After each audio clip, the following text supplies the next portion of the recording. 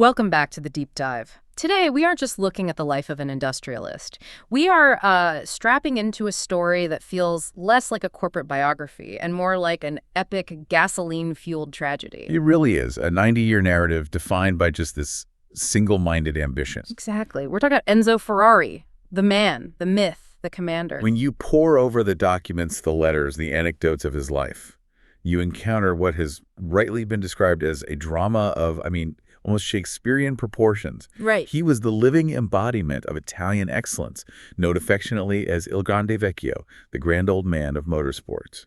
Yet this titan of industry existed in a state of perpetual paradox. A complete contradiction. Yes, every monumental triumph was seemingly paid for by an immediate, crushing personal or professional loss. That duality is the absolute core of his story. On one hand, you have this master automotive constructor, a revolutionary manager, and you could argue the greatest agitator of men in the entire history of racing. He knew how to push people. Push talent beyond belief. But on the other hand, his relentless pursuit of victory led to a public condemnation from the Vatican's official newspaper, L'Osservatore Romano, which infamously denounced him as a devourer of his own children. And that was because of the horrific and just accumulating list of drivers who died in cars bearing the prancing horse. It raises a profound question for us today. How does a man reconcile that level of devotion to victory, that singular, almost, pathological obsession with the inevitable and gruesome human cost? Well, our mission in this deep dive is to try and trace the psychological roots of that devotion. We're charting his life from his difficult birth in 1898 Modena all the way through to his death in 1988. And in doing that, we're trying to understand the paradoxical nature of the brand. It's built on speed, glamour, but also this constant flirtation with fatality. We have a deep stack of biographical accounts, historical documents detailing his ruthless management style, his complex and often contradictory relationships. And those amazing anecdotes that truly bring this figure to life. It's a roadmap of a man absolutely determined to be the best, regardless of who or what he had to sacrifice along the way. Let's unpack this. To understand the later ruthlessness of the commander, we really have to start with the young Enzo, who faced tragedy early and often. He was born on February 20th, 1898, in Modena, northern Italy. A date that already suggests things would never be simple for him. Exactly. Sources tell us his birth was incorrectly registered 2 days late because a heavy snowstorm prevented his father, Alfredo Ferrari, from getting to the civil office. So from the start, time, weather, and circumstance were against him. His father was no pauper. He ran a successful manufacturing business making metal parts for the state railways, so the Ferraris were, comfortably middle class. But Enzo himself wasn't exactly a scholar. No. Not at all. The sources paint him as a poor student who much preferred the outdoors and the world of spectacle. His early dreams were wildly ambitious and disparate. He once wanted to be an opera tenor. An opera singer. Then he pivoted to sports journalism, which he did, briefly, writing for La Gazzetta dello Sport in 1914 at 16, and then finally the world of motor racing. And that's the one that stuck. That defining ambition was focused when he was quite young. In September 1908, when Enzo was only 10, his father took him and his older brother, Alfredo Jr., who they nicknamed Dino, to their first motor race. The Coppa Florio, right, near Bologna. That's the one. They watched the great Felice Nazzaro win in a Fiat. The sight, the noise, the raw energy of the machines. The young Enzo was instantly profoundly hooked. That initial spark quickly became a full-blown obsession. I read that the very next year, he walked 2 miles across a railway line, ignoring the danger, just to watch a time trial. He did. It wasn't just a casual interest. It was a singular focus, a drive that already put him at odds with his father, who was pushing him to become an engineer in the family business. So this deep personal love for the automobile arrives just before the tragedy that would completely shatter his world. The chaos of World War I hit the Ferrari family with brutal speed. Italy joined the conflict in May 1915. Then in 1916, Enzo's older brother, Alfredo Jr., who'd been serving with the Red Cross and the Royal Italian Air Force, died during a terrible flu outbreak. And his father, too. Almost simultaneously, their father, Alfredo Sr., also succumbed to the same outbreak. Enzo was just 18 years old. Wow. 2 unexpected non-combat deaths in a single year. The family business just collapsed. It did. And Enzo, now the only surviving man in the family, was completely alone. He was conscripted into the 3rd Mountain Artillery in 1917, where his experience with ironwork ironically relegated him to the incredibly humble duty of shoeing mules for the military. So not exactly a glamorous start to his military career. Not at all. And the physical hardship continued. In 1918, he fell severely ill during the Spanish flu pandemic, the same illness that took his family, and he spent months in the hospital fighting for his life. So this period of intense, sudden loss, family, business, health, it must have just created this emotional vacuum that drove him for the rest of his career. I think so. And this is where we see the seed of the future commander's ruthlessness and determination. He wasn't paralyzed by despair. He focused it into motivation. Revenge, really. Revenge against who? Against the establishment. After the war, Enzo sought a job at the headquarters of Fiat in Turin. Fiat, the behemoth, the General Motors of Italy. Armed with a letter of recommendation from his commanding officer, he was rejected. Told there were no vacancies. That must have been a crushing blow. It was a truly pivotal, life-altering moment. Enzo later confessed to sitting on a park bench and weeping in despair, penniless and alone, but he determined not to give up. He felt that slight, the rejection, and that humiliation festered. And this forged a lifelong motivation for revenge against Fiat, one he would nurse and finally satisfy 5 decades later. It's amazing. He comes out of that despair and immediately takes his first job in the industry in the spring of 1919. He became a test driver for CMN, a Milan-based company that converted old military trucks into passenger cars. And his job was just grueling, driving these makeshift vehicles over the mountains to the racetracks. Which is where we get one of those incredible, almost cinematic anecdotes. Driving through the Apennine Mountains in a blizzard, his car broke down. Right, and he and his co-driver were set upon by a pack of wolves. Exactly. Enzo, always prepared, carried a pistol and had to shoot at the animals outside the window just to survive the night. Wait, hold on. The man who would go on to build the world's most glamorous supercars started by shooting wolves from a broken-down military truck. That is some origin story. It speaks to the sheer tenacity required just to survive, let alone excel. Despite the constant danger, he acquired his own CMN car and made his racing debut in October 1919, finishing 12th in a hill climb in Parma. He followed that with a disappointing 9th place at the prestigious Targa Florio, but the taste for high-stakes competition had been acquired. He was on his path. Recognizing he couldn't fight the giants with converted trucks, Enzo went straight for the source of power. In 1920, he secured a spot on Alfa Romeo's official racing team, which at the time was the premier manufacturer in Italy. This put him instantly in the top tier of European racing. And he was quickly successful, securing his first race victory on June 17, 1923, at the Savio circuit. This victory led to one of the most important meetings of his entire career. The Countess Paolina Baracca. That's right, the mother of the celebrated fighter ace, Francesco Baracca, who had died a hero in World War I. And this is where the Cavallino Rampante, the black prancing horse, is born. Francesco Baracca had painted this horse on the fuselage of his fighter plane. And Countess Paolina suggested that Enzo adopt her son's mascot and put it on his car for good luck, linking his personal quest for speed to the valor and sacrifice of a national war hero. And Enzo instantly understood the symbolic power of that. He took the black prancing horse and placed it on a yellow background, the color of his native Modena. A symbol that combined regional pride with a legacy of heroic speed and death. It became the iconic, globally recognized logo of the brand. While he was driving, he established deep bonds with his fellow drivers, like Giuseppe Campari and Antonio Ascari. Enzo was clearly skilled. He won 3 races in a row in 1924, but his career soon faced, well, an interruption. A big one. In 1924, just before the French Grand Prix in Lyon, Enzo withdrew from the event due to a mysterious illness that ultimately kept him from racing professionally for 3 years. But even when he couldn't race, he was hustling.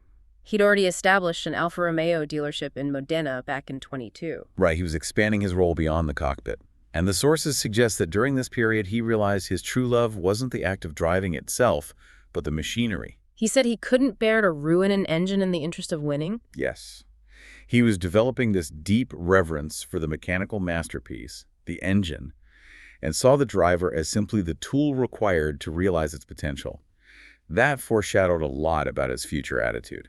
And that shift from driver to manager was cemented by more tragedy, just like in his early life. After his teammates Ugo Savosci in 1923 and Antonio Ascari in 1925 were killed in accidents, Enzo made a solemn vow. If he ever had a son, he would retire from driving permanently. The risk was just too high, and he couldn't bear to see the sons of his friends growing up fatherless, mirroring his own childhood. So his focus pivoted fully to organization, sales, management. He was shrewd, energetic, great at networking. By 1929, Alfa Romeo temporarily suspended its official racing team due to cost. And Enzo saw the perfect opportunity. He did. In December 1929, he co-founded Scuderia Ferrari, backed by two wealthy young drivers. The official birth of the racing division, though initially they were just campaigning Alfa Romeo's right as an independent team. Exactly. But Enzo was a marketing genius even then. He secured vital corporate sponsorships right out of the gate with Pirelli and Shell. He took on most of the financial risk, but retained absolute control over the operation. This is where we see the emergence of his primary management philosophy, the term he himself used. He was an agitator of men. What did that actually look like in practice? I mean, it was manipulation rooted in a deep understanding of psychology and ambition. So not just charisma. No, it was more. He believed his greatest talent was his gift to stimulate the energy and creativity of his colleagues.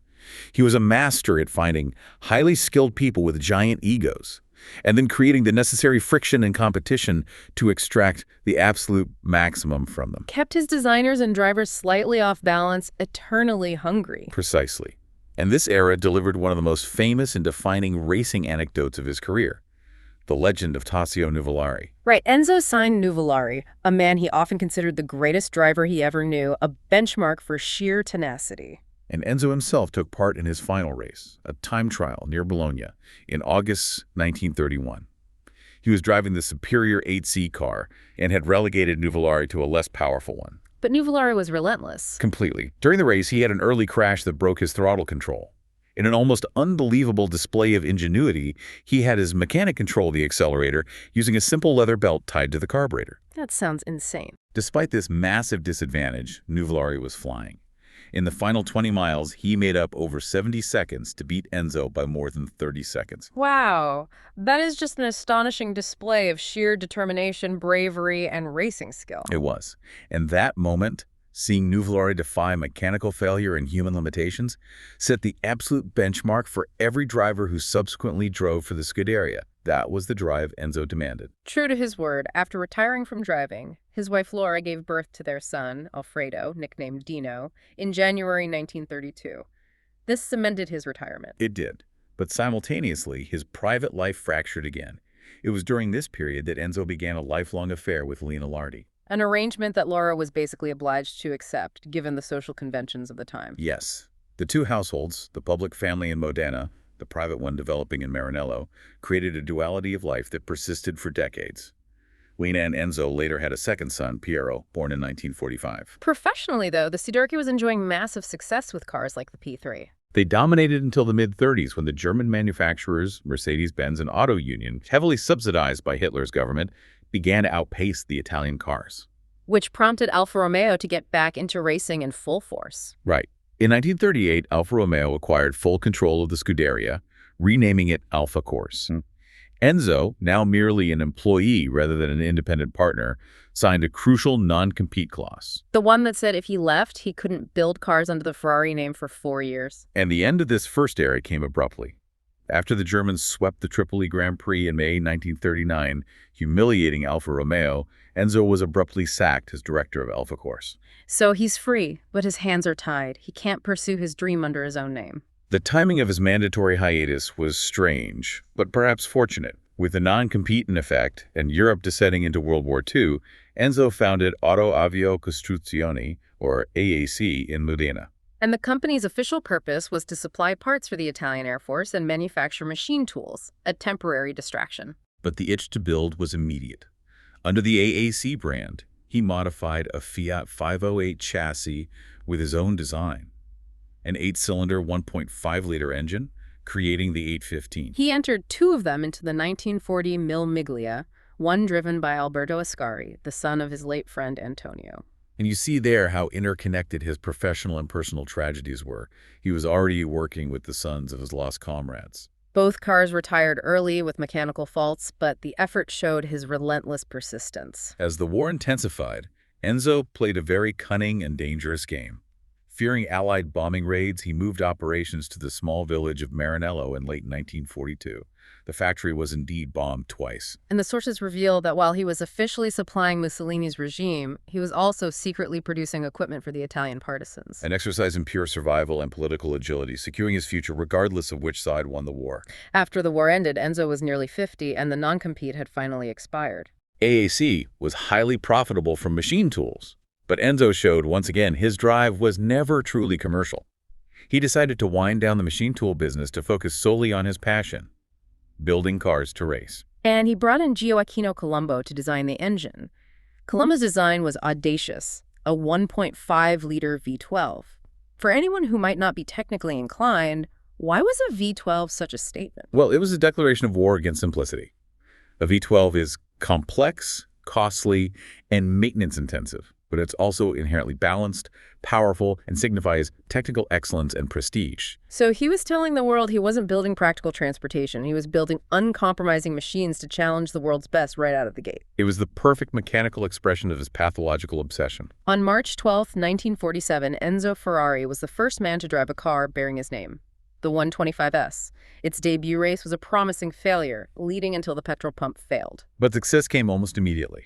The 125S won its first race just 2 weeks later at the Rome Grand Prix, driven by Franco Cortese.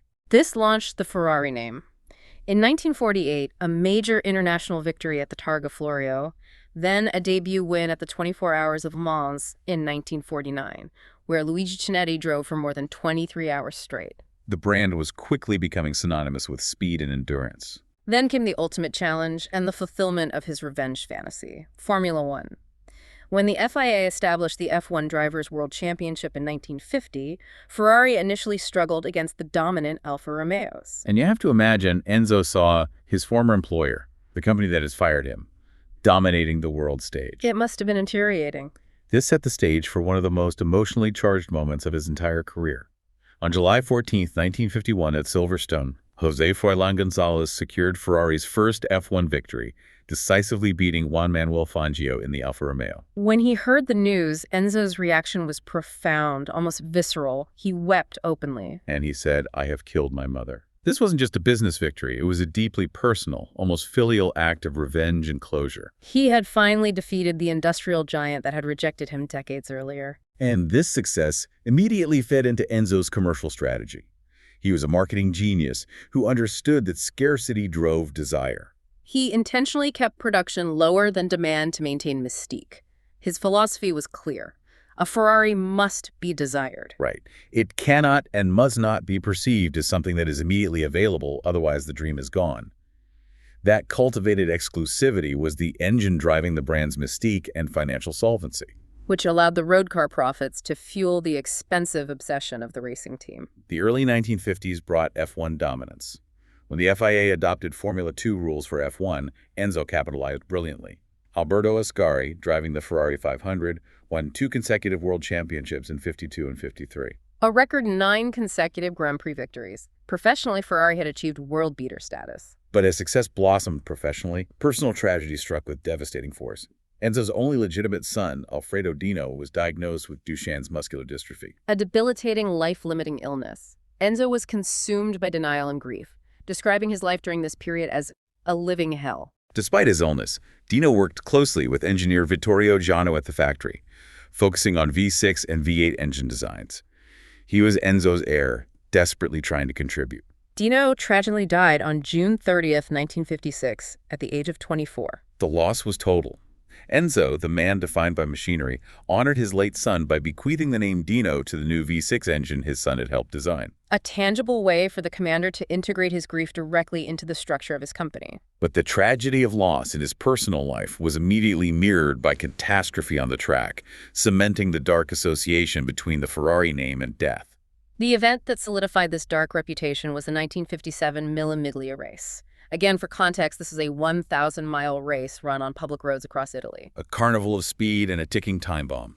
The disaster occurred when Alfonso de Portago, driving a Ferrari 335S at a terrifying 155-mile-per-hour, suffered a catastrophic tire blowout less than 200 miles from the finish. The car lost control, plunging violently into the roadside crowd. The impact was devastating. It killed De Portago, his co-driver, and 10 spectators, including 5 children. The shockwaves were immediate. The Italian government banned motor racing on public roads forever, ending the Mille Miglia. The personal fallout for Enzo was severe. He was charged with manslaughter, though he was fully acquitted in 1961. But the moral condemnation had already been delivered. This is when L'Osservatore Romano, the Vatican's newspaper, famously condemned Enzo, calling him a devourer of his own children. A powerful moral indictment of his relentless win-at-all-costs philosophy. Enzo's response was a classic act of the commander. He created distance and control.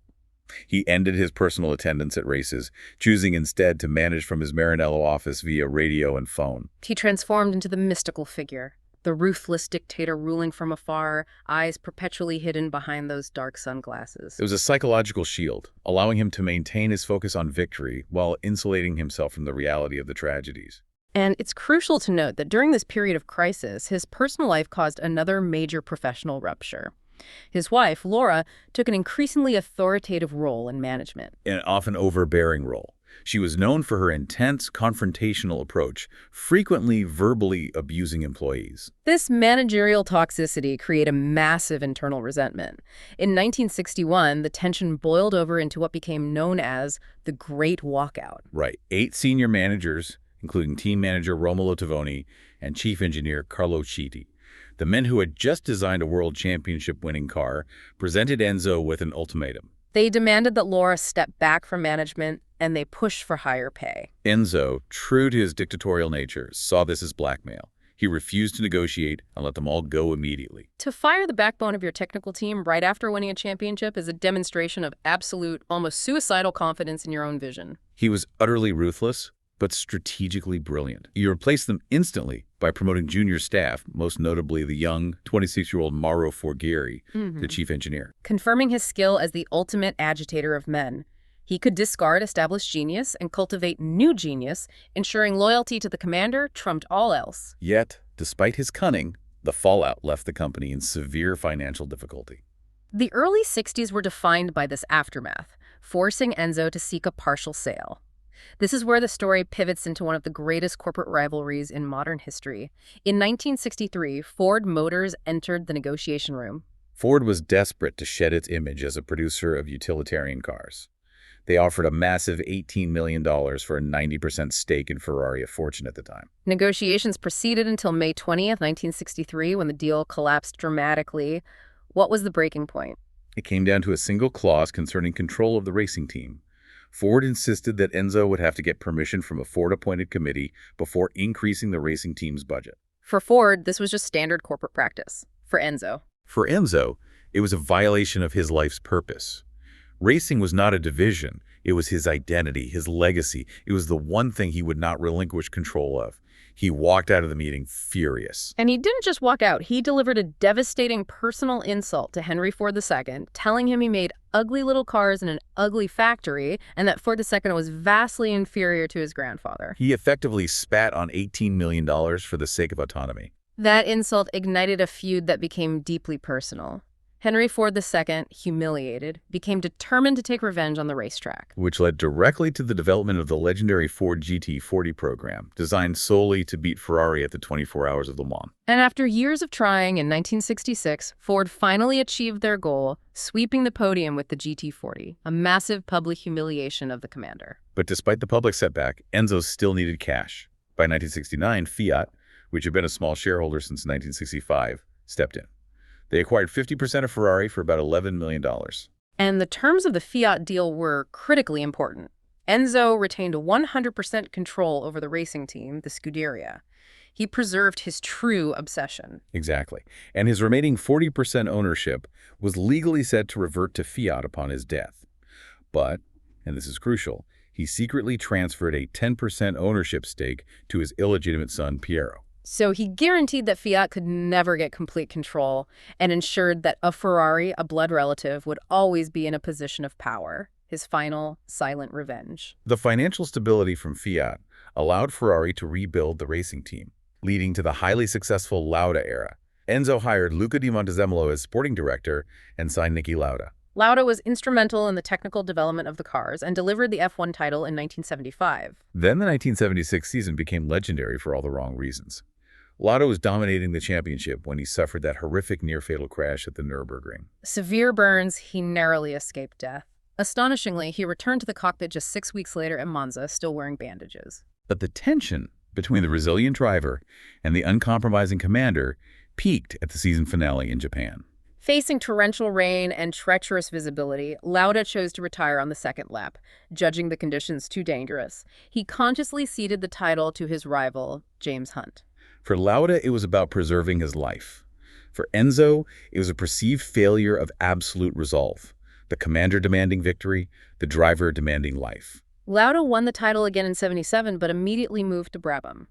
The relationship was irreparable because Lauda had drawn a boundary that Enzo's philosophy could not accept. More loss followed.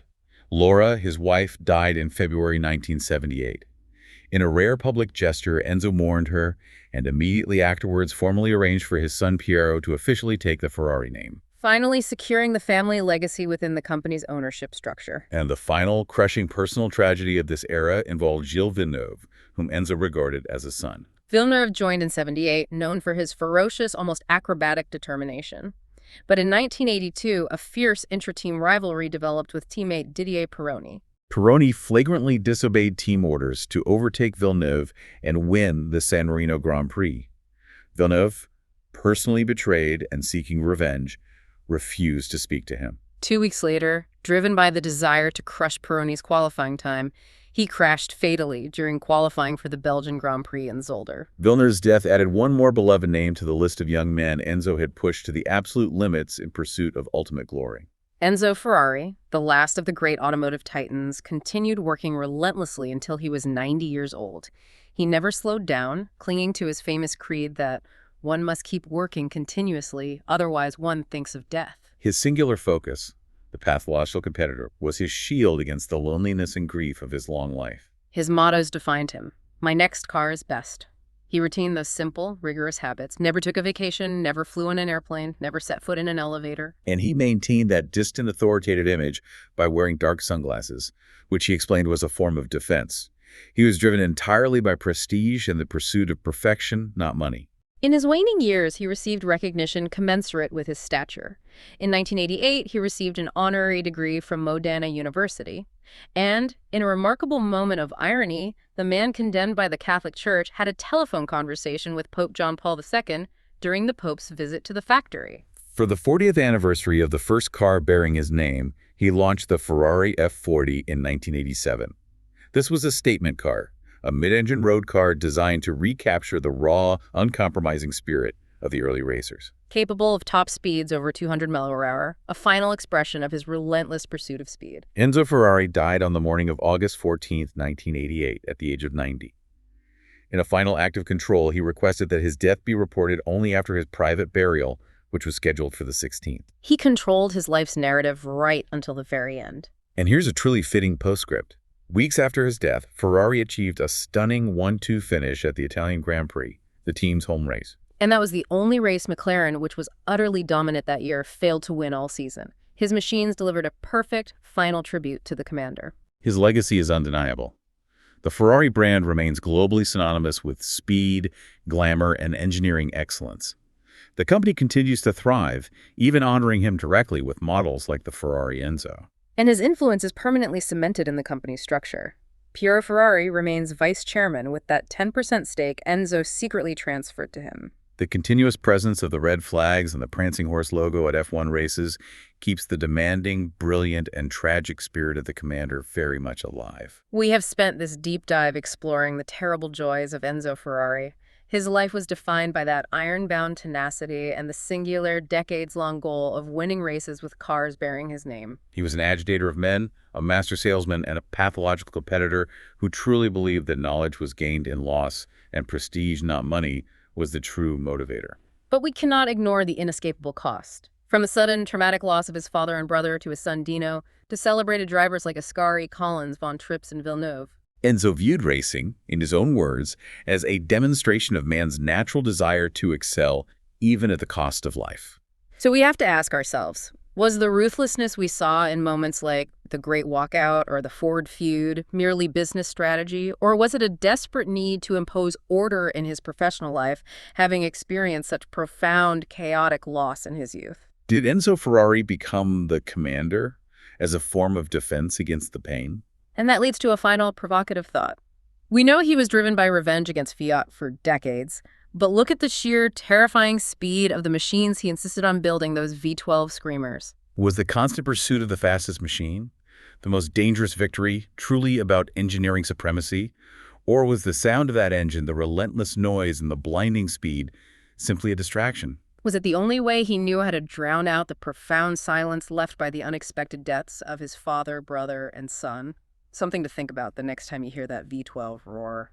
That's all the time we have for this deep dive into the singular, tragic, and glorious life of Enzo Ferrari. We'll see you next time.